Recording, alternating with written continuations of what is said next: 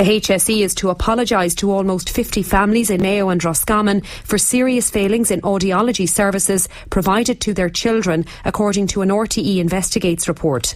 It follows the completion of a look-back review of paediatric audiology services provided in over 900 cases by one audiologist.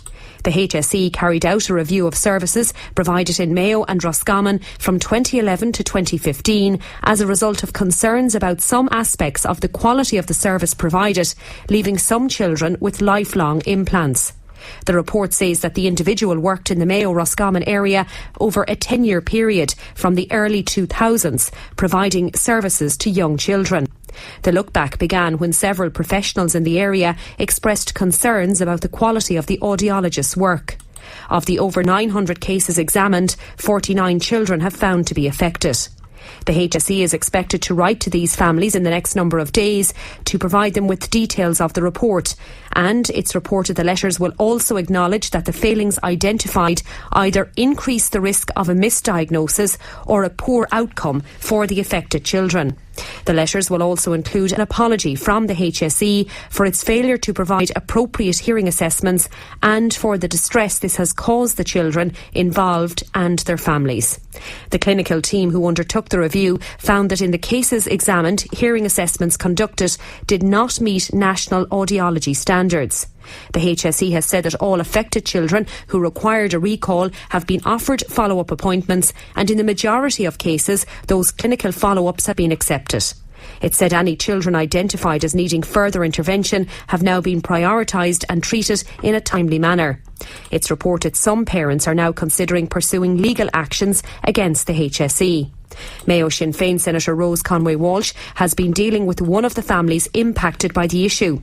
She told Midwest News that it's not good enough that the families are still waiting for full details of the report today. We've been waiting for this report for several months now. Now, we knew it was due out at this time, but I think it's not good enough that the HSE haven't ensured that the families were the first to receive this report. They should have given that report and sat down with these families before it was released into the public domain. So I think it's another example of just the families are the last in line. They're the last to know. Now, within that, from what's been released from that report, they're saying that there has been ongoing consultation with the families. This is not the case. The families have had to do everything within their power and use everything that they've had to try and get the HSE even to engage in the first instance. From the time that this became apparent to them that something was severely wrong here, they have been trying to get answers from the HSE. So the HSE, again, in typical fashion, have been closed. It's almost like that, and this happens in so many cases, it's almost like the families are a nuisance and they want the families to go away.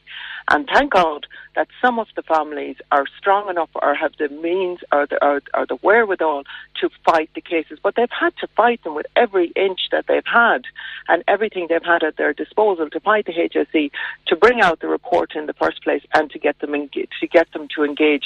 And this is just not good enough. Now, the HSE is reported to be writing to the families in the next number of days to provide them with full details of the report.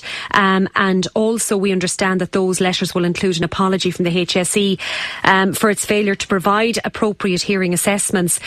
So they are making those efforts to do that, but you say it's too late because the details should have been furnished to those families before the report was released today. Indeed, yeah. There's been a huge vacuum in communication all along, even from the incident team within the HSE. So the families should have been the first to know, and they need answers now. They need answers as to why their children were misdiagnosed in the first place and why their children had to suffer on and within the education system and even prior to that, in parents looking at their child in frustration and not knowing what was wrong with their children. It's not good enough. So I suppose there's a few things that need to happen, Angelina. There certainly needs to be a redress put in place for these families to reflect the suffering that they have had because of the misdiagnosis and because of the attempts to cover all this up.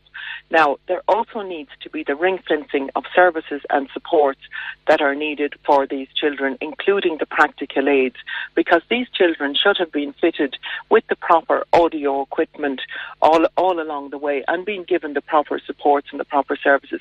They need to be available to them immediately now, and any barriers that are there need to be taken down. And that includes as well psychological assessments for the impact that it's had on these children. So that needs to be done, and the redress scheme needs to be put in place. And there needs to be accountability, and there needs to be reassurance of the clinical governance that this is not going to happen again. This is one in a long line of cases again where we see where there has been misdiagnosis, and that's bad enough in itself, but then there has been attempted cover-up all the way along, and then there has been the targeting of the families that they're a nuisance and that they're the problem, when they are not the problem. It's the workings of the HSE that's the problem.